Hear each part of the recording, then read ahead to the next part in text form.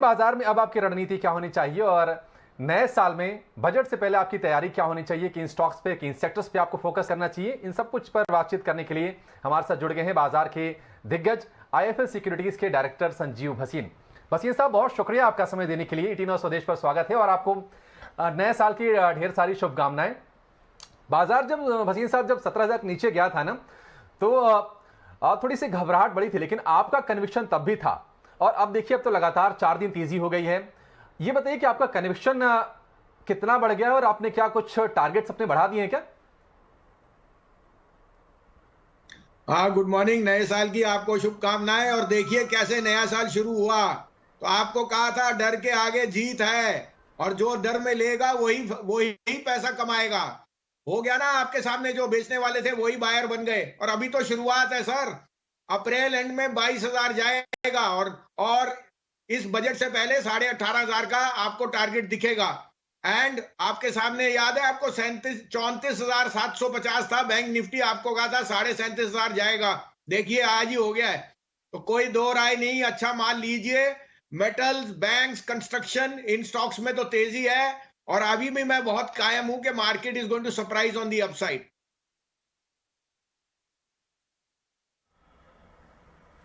जी हाँ वसीम जी, तो आप तो बहुत पॉजिटिव हैं, मार्केट्स भी श्योरली उसी तरीके से रिएक्ट कर रहा है।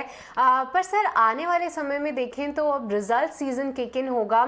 सबसे पहले आईटी कंपनीज जारी करेंगी अपने नतीजे, उसको लेकर आपका क्या आउटलुक है? अगर इस थीम को प्ले करना चाहिए तो लार्ज कैप आईटी या फिर मिड कैप आईटीज में दाव लगाया जाए, या फिर अभी थोड़ा बचना चाहिए क्योंकि अच्छा रनअप हम ऑलरेडी आते हुए देख चुके हैं इन काउंटर्स में? तो देखिए, IT has been a bellwether. Not only has it withstood the vagaries of the fall, but it has been a defensive sector come growth led sector. Cash generation है और उन्होंने कहा है work from home has work brilliantly. तो मुझे कोई दो राय नहीं, IT will out perform. But अभी मुझे पैसा बनाना है ऑन द रिस्क पैरामीटर। मुझे लेना है जिंदल स्टील, मुझे लेना है एनबीसीसी, मुझे लेना है बजाज फाइनेंस, एक्सिस बैंक। जो मैंने आपके यहाँ जब कह रहे थे, जब 670 था एक्सिस बैंक और 15,800 था बजाज फिंसर, तो ये शेयरों में जो चाल आएगी वो आप देखे को हो रहेगी। द सिंपल रीजन इज के जो आपकी ये वेव है, it is going to hit record numbers, but it will abate very fast. साथ में थोड़ा सा बुखार, थोड़ा सा फीवर है, and then it goes away. तो आप ये चेष्टा कीजिए, जब रीओपनिंग होगी तो क्या होएगा, एयरपोर्ट पे जगह नहीं मिलेगी, होटलों में कमरे नहीं मिलेंगे अगले 3 महीने में। तो इस कारण से I am bullish on the broader economy. Real estate, construction, banks and NBFCs will rule the roost.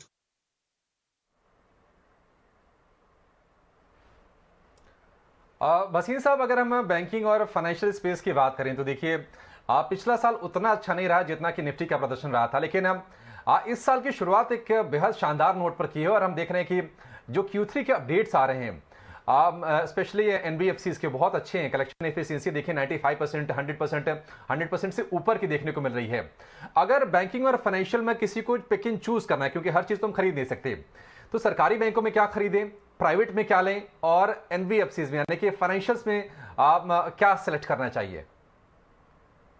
तो सिंपल है जी। देखिए, सबसे पहले तो आईसीआईसीआई और एक्सिस, ये दोनों लीडर्स हैं, एसबीआई और बैंक ऑफ बड़ौदा। फिर आप एनबीएफसी में आ गए तो मुझे इस भाव पे एमएनएम फाइनेंस बहुत पसंद है, लेकिन the biggest player is HDFC and Bajaj finance. इनका पोर्टफोलियो बनाइए। इसके अलावा मैं आपको कह रहा हूं कि मेटल्स में जो रिजल्ट्स आएंगे आपको भी अचंबा रख जाएंगे। तो Jindal steel is my top pick over there along with Tata steel. और कंस्ट्रक्शन में मैं बहुत बुलिश हूं। एक दिल्ली की कंपनी है एनबीसीसी, जो pan India government, it's a government owned debt free company, 11% PMS करती है, पोर्टफोलियो मैनेजमेंट सर्विस। और कंस्ट्रक्शन में उसका कोई हिसाब नहीं, इस क्वार्टर में वो रिकॉर्ड नंबर देगी। 45-46 का भाव है, मुझे 75 का भाव दिखता है इस साल में।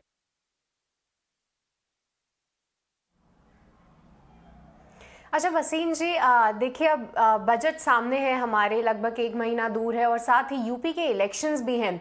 अगर इन दोनों थीम्स को किसी को प्ले करना चाहिए तो आपकी क्या पिक्स रहेंगी? क्योंकि अभी हाल फिलहाल देखिए शुगर है, फर्टिलाइजर है, इवन जो रोड कंस्ट्रक्शन कंपनीज है, बहुत सारे यूपी में ऑर्डर्स आते हुए हमने देखने को मिले हैं। तो कुछ ऐसे सेक्टर्स आपने यहाँ पे आइडेंटिफाई किए हैं?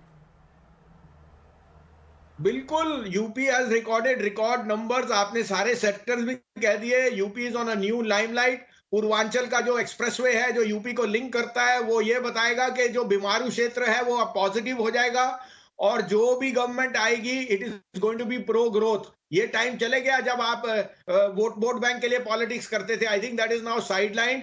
जो डेवलपमेंट कर रहा है, जो आगे बढ़ रहा है, वही क्षेत्र बढ़िया रहेगा। आपने शुगर कह दिया, फर्टिलाइजर कह दिया, कंस्ट्रक्शन में कोई दो राय नहीं। इसलिए मैंने आपको एनबीसीसी कहा है, क्योंकि आपको शायद अचंबा होगा कि बनारस के घाट्स में जितनी डेवलप हुई है, और आज Banaras is a stand out city, वो सब एनबीसीसी ने की है। उस कारण से जो गवर्नमेंट लैंड ओनरशिप की रीडेवलपमेंट है, वो सब आप देखिए कि वो बहुत पॉजिटिव चल रहा है। मैं आपको यहां तक बताऊं कि अब जो रेल की मोनेटाइजेशन होगी लैंड बैंक की, सारा एनबीसीसी करेगा। The stock trades at very very reasonable valuation. उसके अलावा Larsen and Toubro, IRB infra, ये बेनिफिशरीज होंगे of the expansion in infrastructure and आवागमन जो होगा गुड्स एंड सर्विसेज और ट्रैफिक का।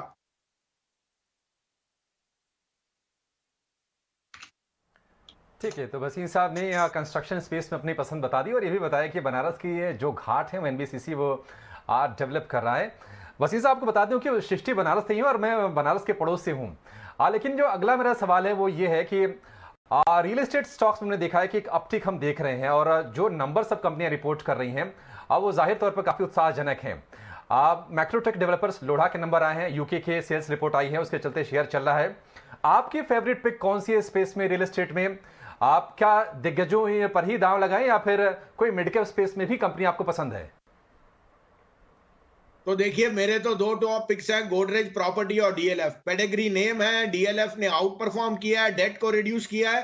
गोदरेज प्रॉपर्टी एग्जीक्यूट करता है, लीज पे लेता था, अब वो लैंड बैंक्स ले रहा है। तो ये तीनों share, Godrej property, DLF, on the real estate and in the construction business, NBCC is a no brainer. 75 रुपए का भाव इस दिवाली पे इस शेयर पे आएगा। और आपको बता रहा हूं, ऑर्डर बुक से ज्यादा उसकी एग्जीक्यूशन इतनी पावरफुल होगी कि आप देखते रह जाएंगे। आप अगर आप बनारस से, आपको पता है काशी विश्वनाथ जी का धाम कैसे बन गया है। दिल्ली में आइए तो नारोजी नगर, सरोजनी नगर में जितनी डेवलपमेंट है, और वहां मैं आपको बता रहा हूं 40,000 करोड़ तक के स्काई स्केपर कमर्शियल स्पेस बन रहा है, वो सब एनबीसीसी को श्रेय जाता है। तो इस कारण से this space is going to be an outperformer in this year. जी भसीन जी, काफ़ी शानदार काम किया है। जितने भी अभी नए डेवलपमेंट्स हुए हैं बनारस में, कभी आइए सर यहाँ पे। अच्छा सर, हम आपसे जानना चाहेंगे कि ऑटो सेक्टर पे आप काफ़ी बुलिश थे। जितने भी टू व्हीलर ओईएम्स हैं, बहुत अच्छा प्रदर्शन हमने नहीं देखने को मिला है, पर अब जो रिजल्ट्स आएंगे, आपको क्या लगता है कौन सी टू व्हीलर स्पेस में एक काउंटर होना चाहिए जिसमें हम प्ले कर सकते हैं? पहली बात तो आज आपको मुबारक हो, आपके मुंह पे मुस्कुराहट भी है और शेयर बाजार भी वो रिफ्लेक्ट कर रहा है, तो आपको मुस्कुराहट कायम रखनी चाहिए। It's very pleasant. A B. दूसरी बात, बनारस के बारे में तो क्या कहना जी, बनारस की कचौड़ी और काशी विश्वनाथ जी का धाम के दर्शन, इससे बड़ी चीज हो नहीं सकती। तीसरी बात, आपने कहा auto is a no brainer. 2 lakh गाड़ी की वेटिंग है मारुति की। Hero motor has launched Ather. Exports from Bajaj auto are doing brilliantly.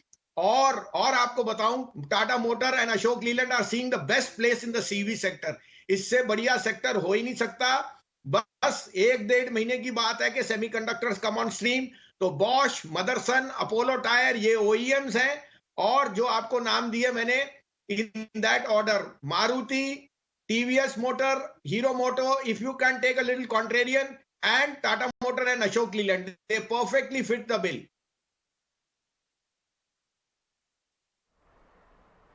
ठीक है।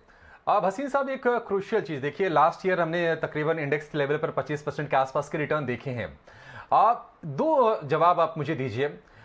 2022 में कौन से सेक्टर से दूर रहना है, कौन से ज्यादा ओवर वैल्यूड हो गए हैं, और कौन से स्टॉक्स पर बिल्कुल नजर गड़ा के रखनी चाहिए, और थोड़े से अगर करेक्शंस आते हैं, डिप आते हैं, तो वहां पर बाइंग करनी चाहिए।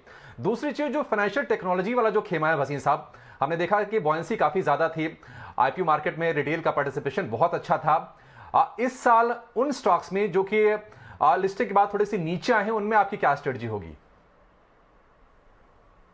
तो देखिए, fintech is a new space, उसमें आपको जेस्टेशन बहुत लंबा देना है, 7, 8, 10 साल तक का।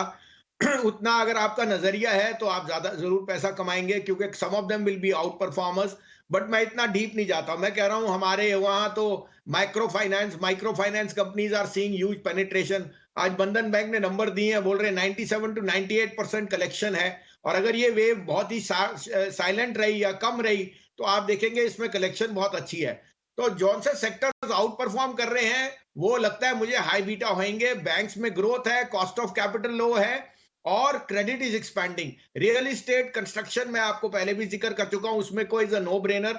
तीसरा होएगा infrastructure stroke engineering stocks, the likes of L&T, the likes of Siemens, ये बहुत अच्छा एक्सपेंशन देख रहे हैं। और अंडर परफॉर्मेंस में थोड़े जो हाई बीटा या highly valued consumer durables, consumer discretionaries हैं, वहां पे थोड़ा सा आई थिंक स्टेपल्स हैं, वहां आप थोड़ा सा प्रॉफिट बुकिंग देख सकते हैं। ठीक है भसीन जी, बस मेरा एक आखिरी सवाल होगा कि जो आप काफ़ी बुलिश हैं मार्केट्स पे भी, बैंक्स पे भी, और अपडेट्स भी बहुत अच्छे हैं, पर आने वाले समय में कुछ जो चिंताएं हैं कि रेट हाइक्स होंगी और साथ ही जिस तरीके से डॉलर इंडेक्स में बढ़ोतरी हमें देखने को मिल रही है, बॉन्ड यील्ड्स बढ़ रहे हैं, इन सब का क्या इम्पैक्ट हो सकता है? अगर हम छोटी अवधि में बात करें तो वहाँ पे कुछ घबराने की ज़रूरत है या फिर ये अपवर्ड मूवमेंट जो है उस पर आप बरकरार रहेंगे? सिंपल चीज है, देखिए फ्रांस, यूके और डाउ जोन्स तीनों न्यू हाई पे चले गए। वहां ओमिक्रॉन के नंबर न्यू हाई मार रहे हैं। वहां पे सारी टेपरिंग की, बॉन्ड हाई की, सब प्राइसिंग हो चुकी है। अगर वो शेयर न्यू हाई पे हैं तो या तो हम गलत हैं या वो सही हैं, या हम सही हैं वो गलत हैं। तो हमारे को कोई चेष्टा नहीं, हमारे यहाँ रेट हाइक अभी आएगी नहीं। Government is very proactive. साथ में credit is expanding at a sweet spot. आपके यहाँ इन्फ्लेशन इज मोर और लेस मॉडरेटेड, क्योंकि इस सर्दी में आपके यहाँ फर्ज भी अच्छी होगी। और याद रखना, if rates go high, it's a sign of growth rather than pessimism on no growth. There has been degrowth in the last 5 years. It's just this 1 year because of COVID के आपको growth आ रही है। So growth with a small pinch of salt will be absorbed by the market, which आपने देखा है। ऐसे नहीं Dow Jones 37,000 की तरफ जा रहा है और यूके और फ्रांस। तो मुझे कोई दो राय नहीं कि slightly higher rates is going to be priced in. The yield on the bond curve is already priced in at maximum 1.64. It can go 1.75. But ये एक passing storm है. Equities will still be the best performing asset in 2022.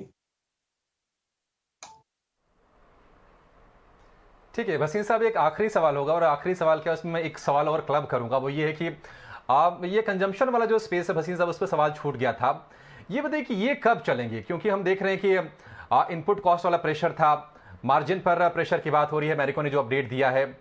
तो 2022 में इनका प्रदर्शन कैसा रहेगा? और एक छोटा सा अपडेट आप ये भी दीजिएगा कि 2022 में क्या हम सेंसेक्स 70,000 का देखेंगे?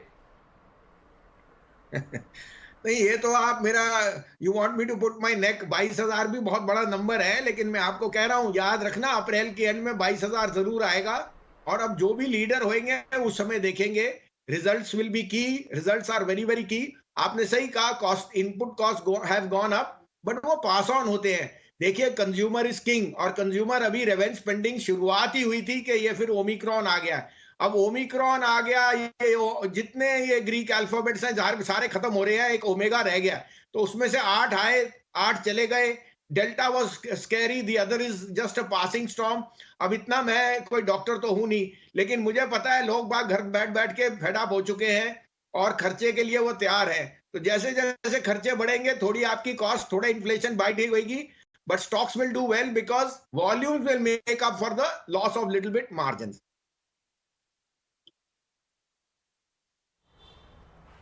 ठीक है भसीन जी, आपका बहुत बहुत धन्यवाद ईटी नाउ स्वदेश से जुड़ने के लिए और अपना मार्केट पे आउटलुक हमसे शेयर करने के लिए। थैंक यू मैम, कीप तो स्माइलिंग एंड होप। बाजार के दिग्गज संजीव भसीन जी, जिन्होंने हमें